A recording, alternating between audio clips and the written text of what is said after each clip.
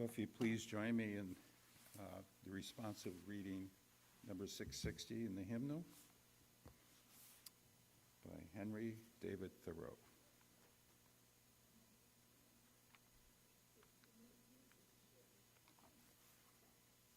I can wait.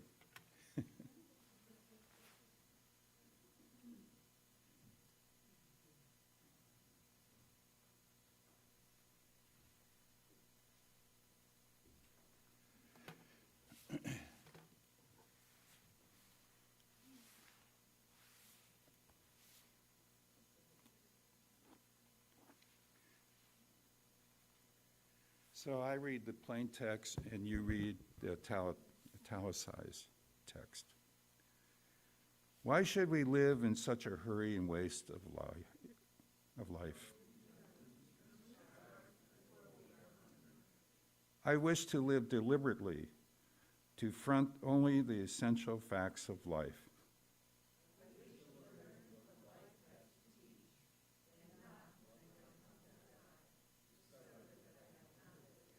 I do not wish to live what is not life.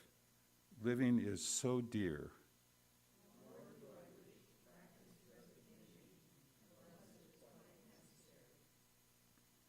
I wish to live deep and suck out all the marrow of life.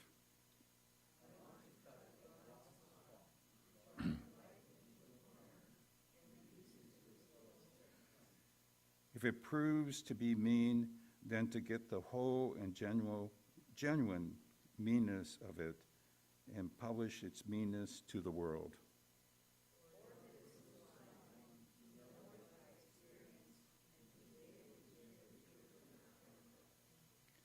You know, when he says mean, he doesn't mean like hateful in that case. It's like, how should I say, the means by which we live by. Not to be confused. So, if you please join me in musical reflection number 219 in our hymnal. And Luke, will you play it through once and then we'll sing it.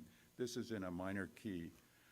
It's written by a rabbi, and Jews love minor key because they love sadness. I'm part Jewish myself.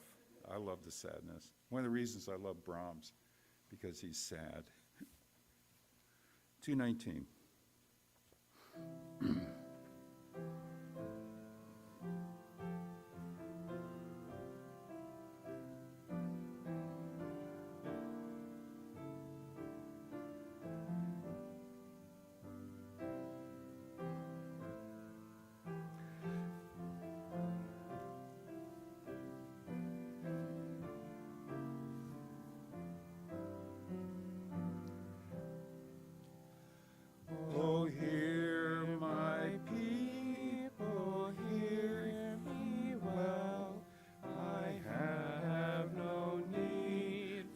Sacrifice, but mercy, loving kindness shall alone for life, for good suffice.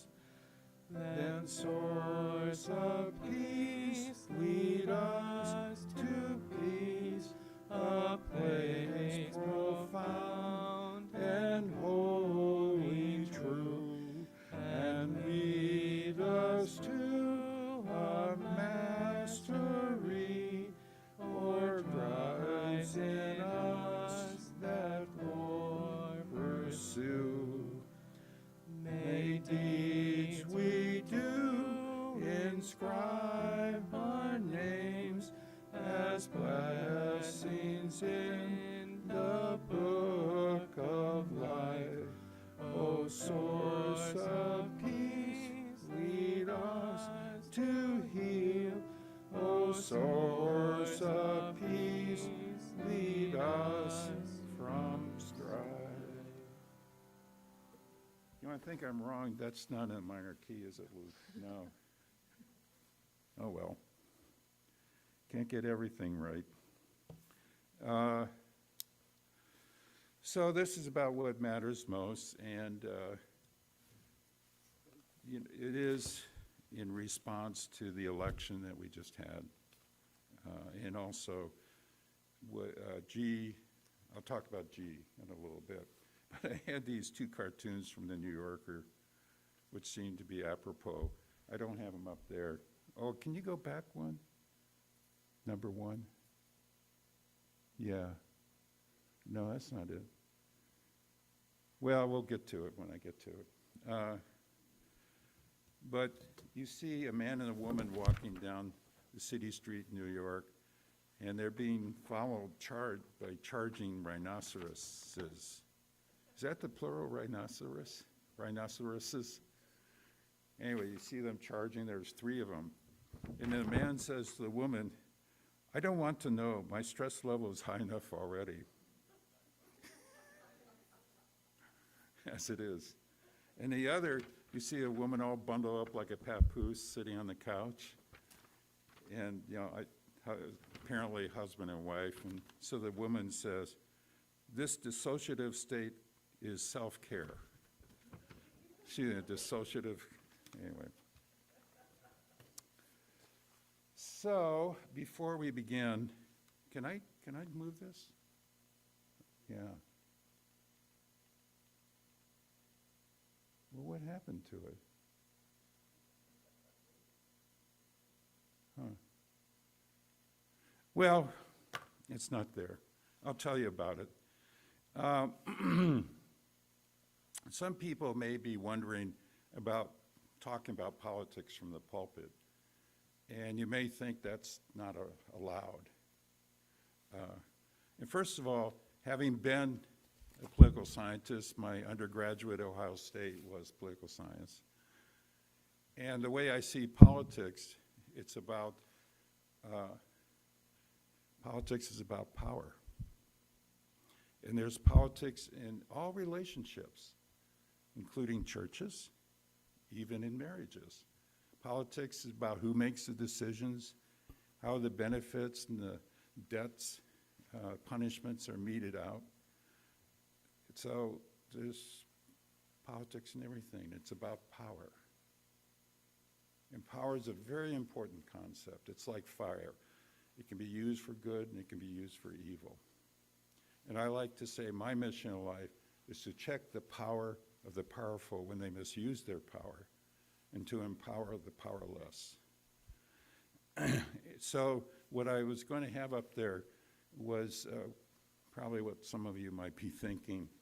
It's what's called the Johnson Rule. Have any of you heard the Johnson Rule? Well, it's made in 1954 when Lyndon Johnson was the majority leader of the Senate. And it's a provision to the tax code. And it's about the idea that nonprofits, not just churches, cannot do campaigning, or certainly raising money for candidates and have their tax-exempt status. I, for one, think there shouldn't be any tax. Wow. Maybe if I, for one, believe that there shouldn't be any tax exempt. I mean, thinking of churches, that goes back to the establishment era, primarily in New England, where citizens of a town had to pay taxes to support a church. So we got beyond that. But I think even universities and charities should not have a tax exempt. If the people, as represented in Congress, believe these organizations should have a special benefit, then they should get grants. Universities should get grants. It shouldn't be, tax exempt. And we shouldn't have deductions. If people want to donate to the church, it shouldn't be deducted, in my opinion. So that's just my spiel. I have a whole thing about taxation. Anyway, Wednesday, I got a call from our minister, Reverend G. Ludwig McCartney, no relationship to Paul. Anyway, she had asked me to do a favor, and she was calling from Los Angeles shortly before she was going to do another surgery for her cerebral spinal fluid leak. And this has been a struggle for her for I don't know how many years now. Does anybody know when this all started? About 5 years or more. And she's had numerous operations, in particular by the specialist in Los Angeles, who's like one of the few surgeons that can do it. But this particular surgery, it's a blood patch, is not the same as actually sewing up like it was in the past. So they're hoping it will work. She called me up, and she sounded tired, naturally, because it was right before surgery. But her voice was in distress. And she asked me a favor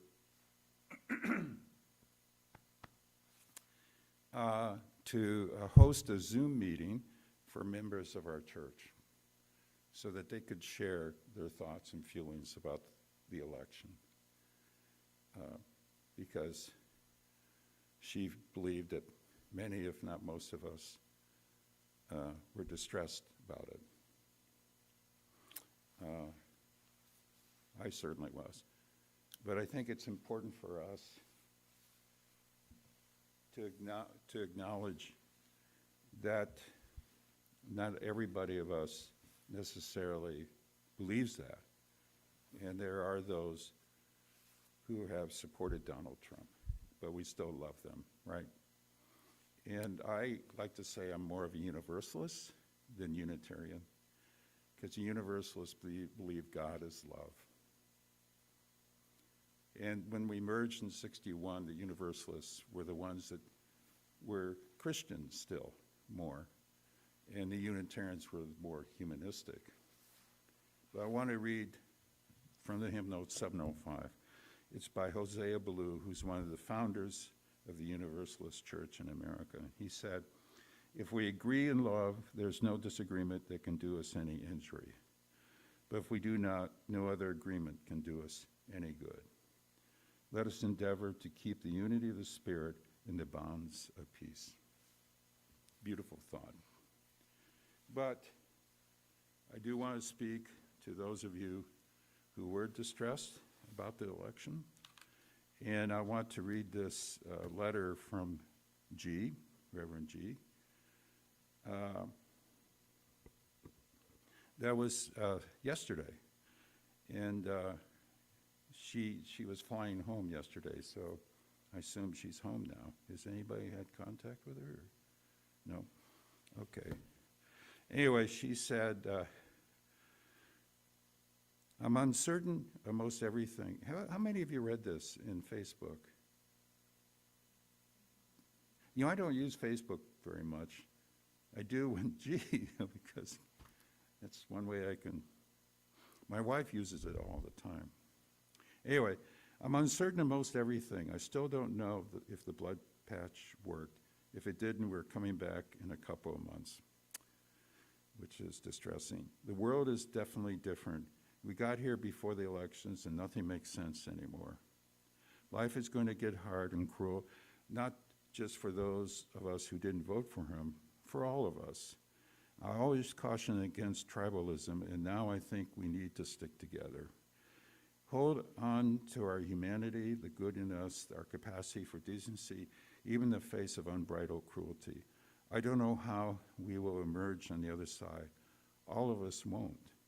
May the rest of grow stronger than we thought possible. May we fan the twinkle of love, decency, and compassion to a flaming roar. Hello, my friends, I need help. Well, then she talked about a request for a GoFundMe. Some of you may look into that, because it's very expensive what she does. Insurance takes care of like the surgery, but it doesn't take care of the travel and the living arrangements in Los Angeles. You can imagine how expensive that can be. And she's been doing this for a long time. But anyway, so that first part of the letter is about her distress. And we talked about how, what we thought Trump may bring us, and I'll talk about two issues in particular. One is immigration, and the other is about the use of the military. And there's so many other issues that I could talk about, but those particular really stand out for me. And I said, talking about what he's planning to do, in particular with the military, making military use for people to demonstrate they become the enemy of the people, enemy of the state. I mean, that's really frightening. And I said, gee, this kind of reminds me of Nicolae Ceausescu, who was a brutal, ugly dictator of Romania when G was growing up in Romania. And she said something interesting. She said Trump is worse. And the reason or it could be worse, maybe that's better to say, is because he has all these resources. He can do damage not only to our own country, he can do damage around the world. Very easy for a president to do that. Ceausescu was the Secretary General of the Romanian Communist Party, which meant he was the leader of Romania. And he could do damage in Romania, but not outside of Romania. And even within Romania, it's not like it's a really very wealthy country. So he is limited to some degree. But still, he was a brutal, ugly dictator, and the people took him over and they killed him. The people killed him. How many of you know that story about Ceausescu? Yeah.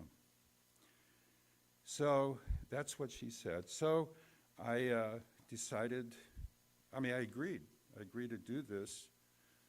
I was thinking maybe it could help me as much as the people that have come to the meeting. Oops, and I don't have all the answers, even any, I suppose. I don't know, I'm searching.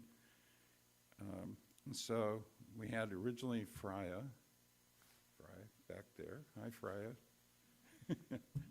And then Stephanie. I don't see Stephanie. Oh, there you are. And then Patricia's not here, is she? Patricia Tin. Anyway, so Freya, Stephanie, Patricia, and myself. And I thought we had a fruitful conversation. I don't know if we assuaged our anxiety, but I felt it was good for us to really talk. And I think that's a really good thing for all of us to do, to share with one another. If you're distressed about these things, to support one another. And I'll get into that later about our commitment as a church community. But in the beginning of our meeting, Freya shared this drawing, and it really hit home for me. Statue of Liberty crying. The Statue of Liberty represents our finest aspirations and ideals as a nation, that we're open to people, that we respect diversity, we respect all kinds of people, and we're really reaching out to people that are struggling, that are hurting. That's what that represents, and now she's crying. This beautiful symbol of America. And I say it's ironic that President Biden was harshly criticized for extricating ourselves from Afghanistan, the longest war in American history, some 20 years. Isn't that amazing? We're there for 20 years. And he was criticized. And, the majority of people believe that we should have gotten out maybe a long time ago.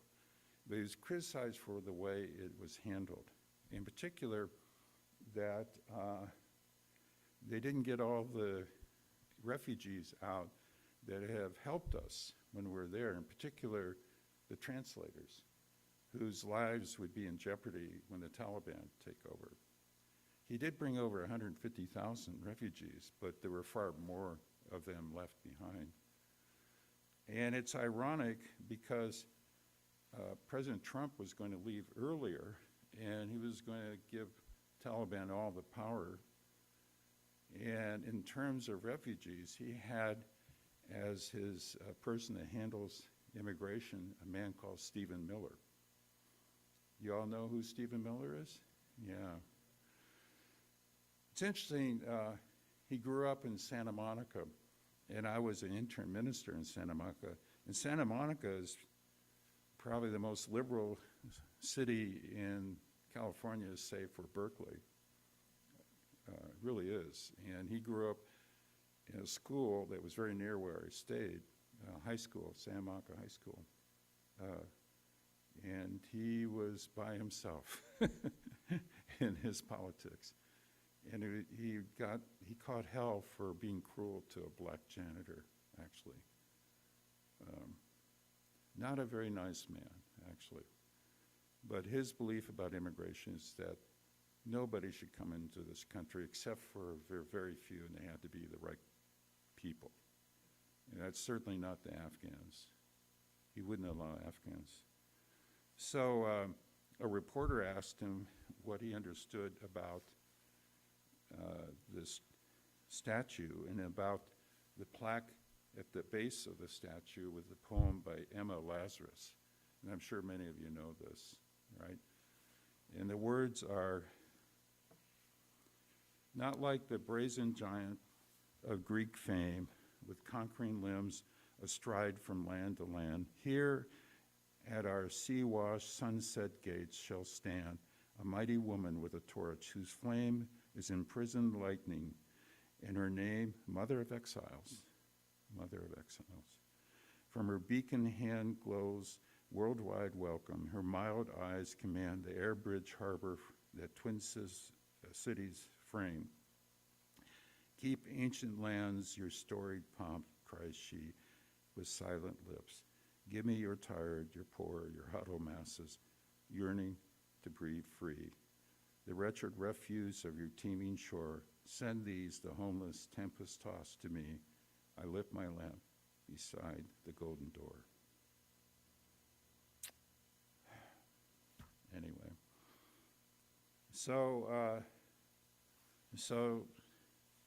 Miller responded to the reporter with these words. I don't want to get off into the whole thing about history here, but the Statue of Liberty is a symbol of liberty and lightening the world. It's a symbol of American liberty lightening the world. The poem that you're referring to was added later. It's not exactly a part of the original Statue of Liberty. And I find this attitude amazing because he's Jewish. And I want to get into my own kind of personal story here. But actually, Lazarus' contribution was made by the fundraiser William Maxwell Everts, who funded the statue. And initially she refused, but the writer Constant Carey Harrison convinced her that the statue would be of great significance to immigrants sailing into the harbor. Lazarus was involved in aiding Jewish refugees to New York who had fled anti-Semitic pogroms in Eastern Europe. And she saw a way to express her empathy for those refugees in terms of the statue. So that's what it represents. I don't know what Miller's thinking about. I mean, it was added later, but it really reflects what the French had in mind. They actually, originally, the idea in the late 19th century was to honor the United States, who won the Civil War and ended slavery. And so they did want to make, finally, the United States a beacon of freedom after slavery was gotten rid of.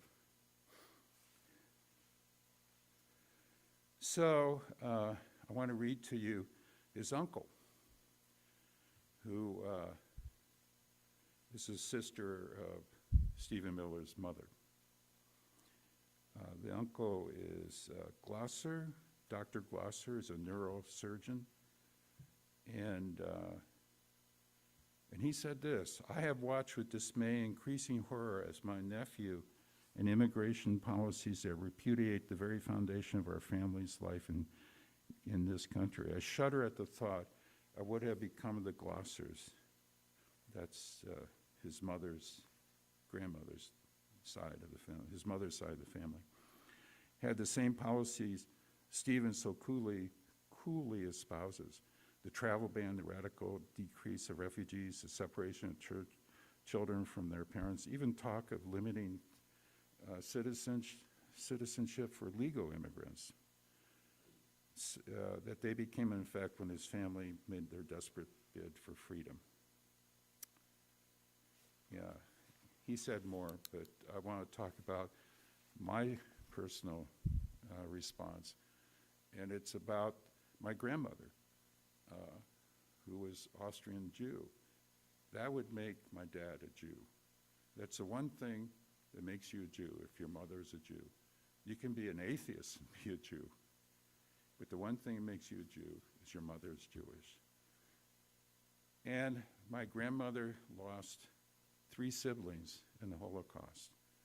So she came to this country, was in Ellis Island in 1923 with her 2-year-old child, my father, Carl.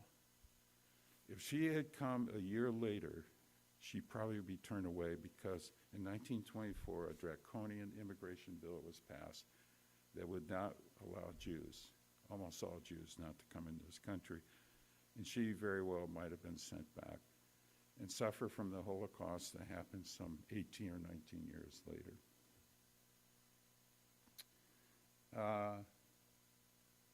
So we can note that Trump is talking about mass deportation. Just an incredible idea. Talking about 12 million undocumented workers. And can you imagine what that would do to the economy? What it would do to our food prices? What it would do to our psyche as a nation? How it would disrupt families and make things chaotic. And yet he wants to do this, apparently. And Stephanie and Patricia and Fry and I agreed, that he's proposing things that are just really radical. Unlike any president we've had, what he's proposing. We don't know what he'll be able to achieve. That we don't know. But it's important for us, like I said, when the powerful misuse their power, that we check their power, that we do everything in our power to resist the evil in the world, even if it comes from our own president.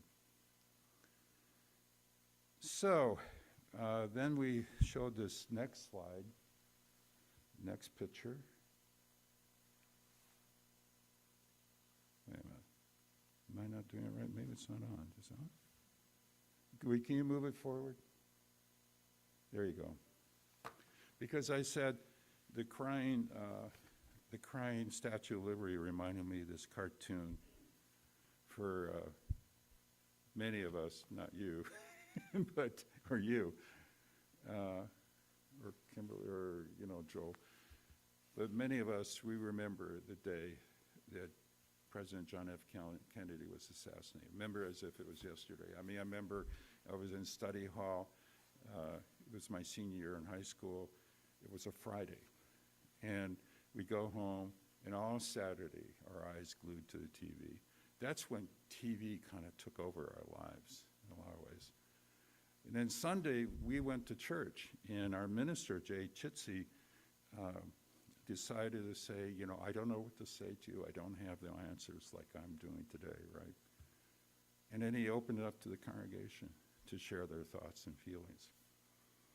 And I thought that was really interesting.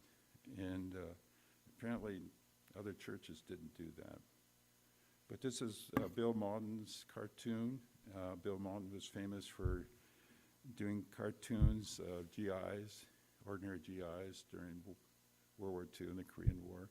He was very sympathetic to the GIs, much less so to the officers.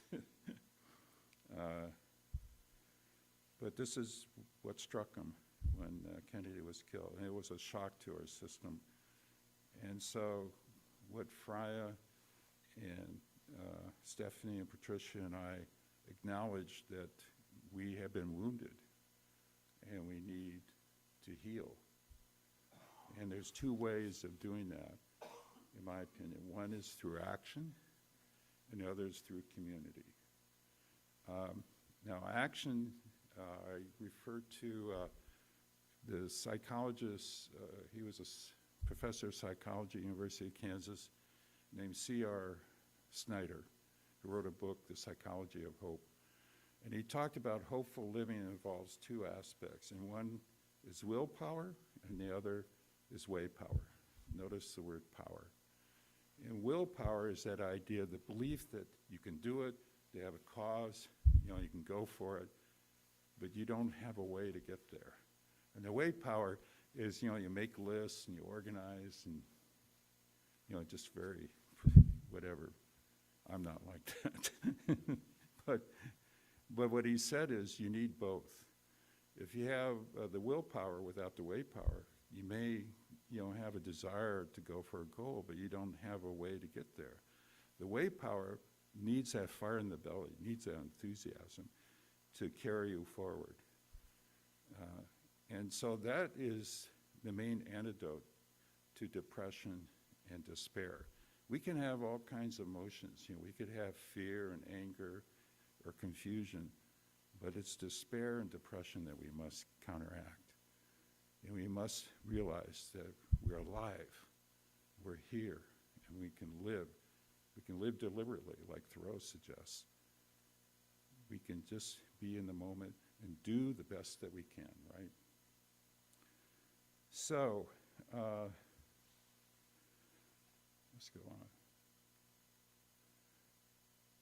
Yeah, and what can we do as a community? And as you see, this, what they call a word cloud. Are you familiar with the word cloud? And Miriam made this shirt. This is our shirt. How many of you have this shirt? Oh, good. This is not exactly the same as this. I couldn't find this one, but it's very close, with love and justice. But the one thing this has is they have this word right there, do. And that is what's important. It's action. It's doing something as a community. What are we as Unitarian Universalists? We're a community that comes together, and these values are important to us. And when I wear this, like when I go to the vigil I do every Sunday, people wonder about this, and this reflects our religion.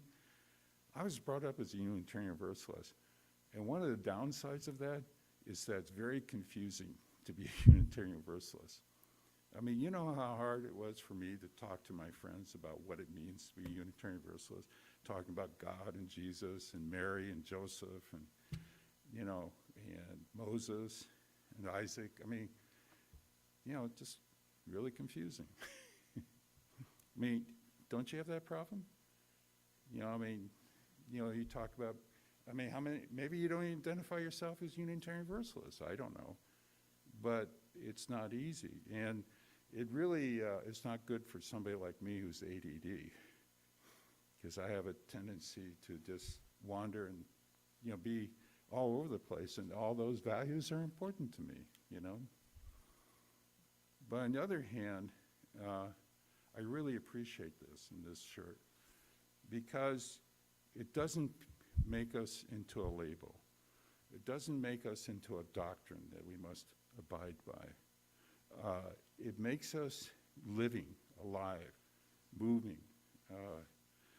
and that it's hard to say who we are, what we are, because that's what life is. Life is not a label, and it really troubles me that our new president is somebody who likes to use labels, call people names, like Sleepy Joe or Crooked Hillary or whatever. Just a lot of negative labels. And frankly, they don't mean anything. They don't mean a twit. They're just mean and stupid, because it doesn't mean anything. He doesn't say what they're doing. He doesn't describe what they're about, what they believe. He just does a label. And you know what that is? That's infantile. That's what, even before kindergarten, that's what kids do. They call each other names. Yeah, one of the bête noirs for me, of course, as you know, I have real concerns about what's happening in Gaza. And if people criticize Israel, they call you anti-Semitic. You know how that burns me? That enrages me. I mean, it's like we want all the Jews to go into crematoriums in America, or we want to have a mass deportation like Trump would do of all the Jews. Is that what anti-Semitic means? Actually, I love the Israeli Jews as much as the Palestinians. I want them to have a good life, and I think they're suffering because of what they're doing. And one thing about oppressors, they don't have in their lives love and joy. You know, they can dominate and feel powerful that way, but they don't have love and joy in their lives. And I'm really concerned about them, but of course I'm very concerned about the people in Gaza and now the people in Lebanon and Iran. It's just really sad, a sad situation. So this represents our religion, and I think it's a good representation. So I wanted to get to a little bit about the history of our chalice. I don't know if many of you know the history of our chalice. Any of you know about the history? A little bit, Kimberly? Yeah, and, well, Dawn, it goes back to the early 40s, late 30s, early 40s, when the war had begun, but the United States had not entered the war yet. World War II, I'm talking about. And we had what was then the Unitarian Service Committee, which preceded the Unitarian Universalist Service Committee. And this Hans Deutsch decided to create this symbol, and it was meant to be like an official stamp for the service committee. It was just a stamp. And he so admired being a refugee. He admired what the service committee was doing to the people that were involved. Were Martha Wace still Sharp. He was a minister, amazing people who would go to Eastern Europe to save Jews. And actually there was a story about Martha. She was almost captured by the Gestapo. And if she were, she'd probably be executed. But there's a movie that Ken Burns did of this couple. I don't know, any of you seen that movie? Anyway, so they represent the best of our denomination. And what made them move is their commitment. They had a cause, and then they had a plan. So they had hopeful behavior.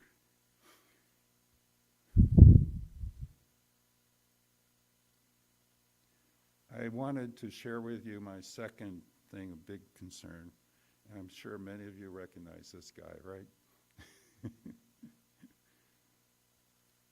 I miss him. That's Ronnie Chung, who was our piano player a while back.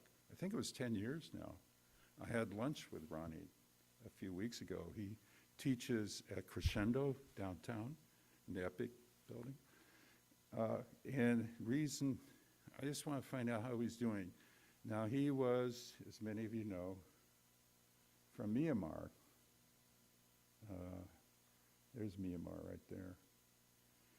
And Myanmar has a fraught history since it became independent. Back in 1947, there was a colony of Great Britain. Like so many other colonies of Great Britain, it didn't do well. A lot of strife. And Aung San was the leader that led to the separation. Here is, oops, I thought I had it. Didn't I have a timeline? No, I guess not. Well, I had a timeline. Anyway, years later, his daughter, Aung San Suu Kyi, became the leader of the democracy movement.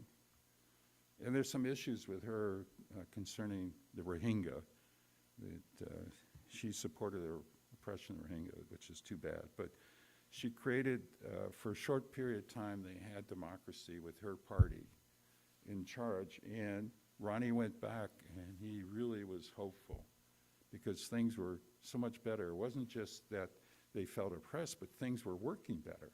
You know, electricity was working better. The water was working better. The roads were being fixed.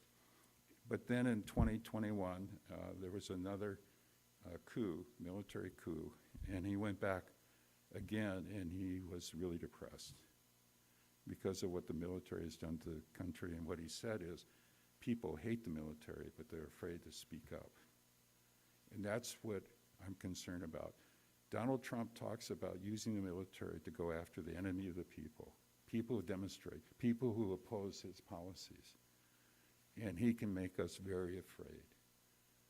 And when that happens, we very well might want to be silent. And I beg you not to fall into that. Speak up. Because that's what dictators do. They make you shut up.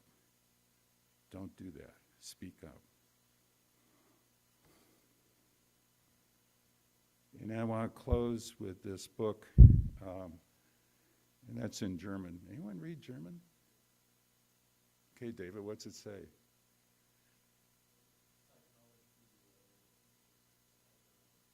Well, it's this guy right here.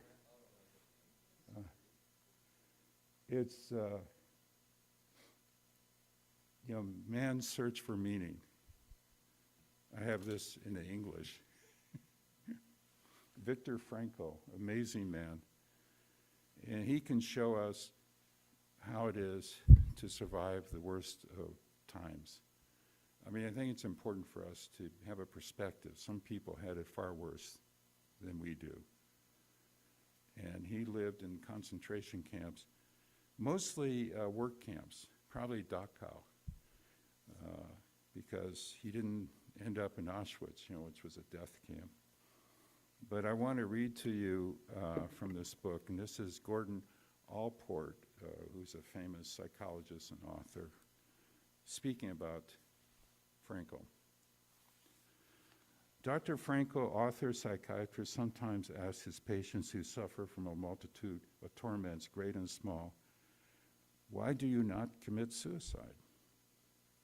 Interesting question, right? You come and you have these terrible complaints and so on. He said, well, why don't you commit suicide?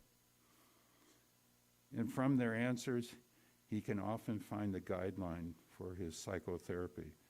In one life, there's the love of one's children. So focus on that. Children to tie to. Another life, a talent to be used. And a third, perhaps only lingering memories worth preserving.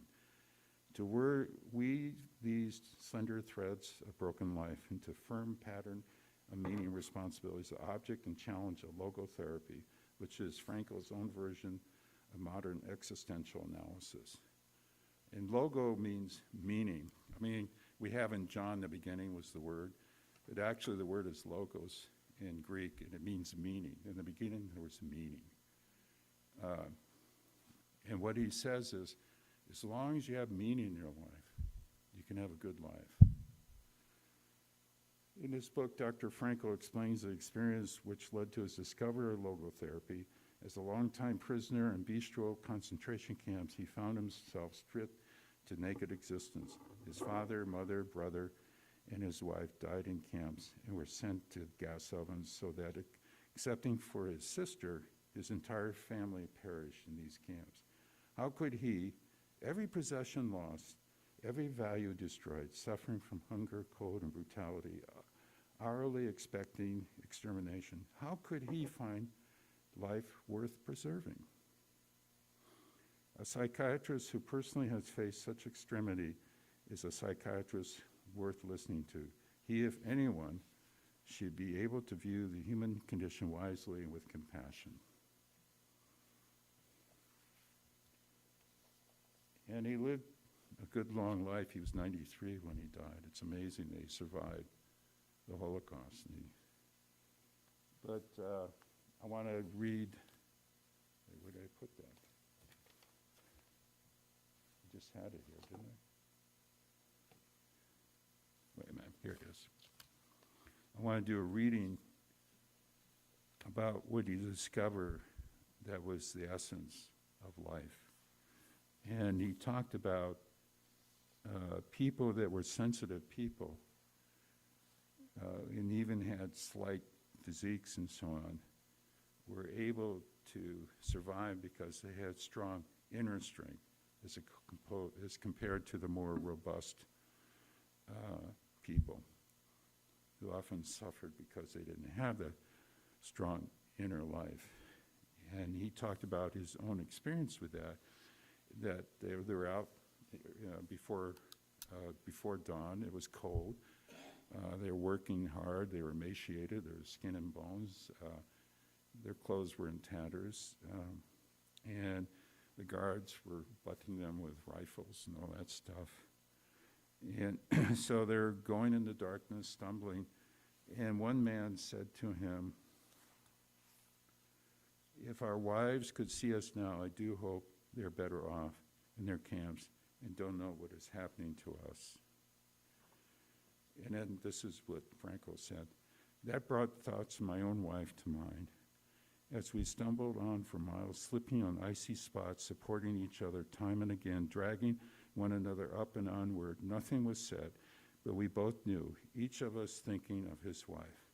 Occasionally I looked at the sky where the stars were fading and the pink light of morning was beginning to spread behind a dark bank of clouds. But my mind clung to my wife's image, imagining it with an uncanny acuteness.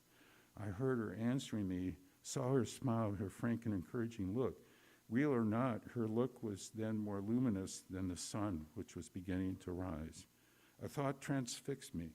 For the first time in my life, I saw the truth as it's set into song by so many poets, proclaimed as the final wisdom by so many thinkers. The truth that love is the ultimate and highest goal to which man can aspire. Then I grasped the meaning of the greatest secret that human poetry and human thought and belief had in part. The salvation of man is through love and in love."